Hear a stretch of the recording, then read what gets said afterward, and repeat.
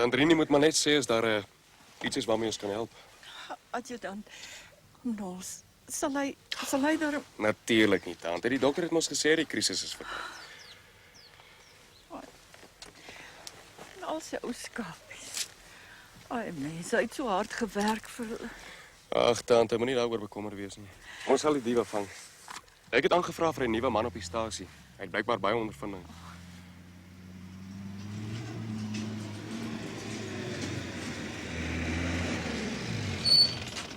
Dis Hans Venter. Hy werk so hard, die man. Maar wag, is amper besoektyd. Ek moet gaan. Totsiens, tante. Ja. Zo gaat het maar die dag als mensen die politie zoeken, hè?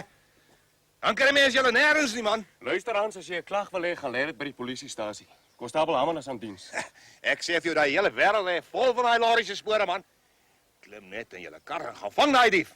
Die hele Noord-Vrystaatse polisie lê agter daai vragmotor. En een of ander tyd gaan ons hom kry. Ja, mijn geld, mijn belastinggeld dat jullie zo mors. Niemand, jullie betekent niks. Ik zal niet vervolgen mijn eigen dingen doen en mezelf die mensen gaat zoeken.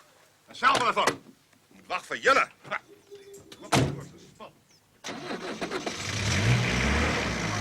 Ik ben nog aan het stil die eetpas.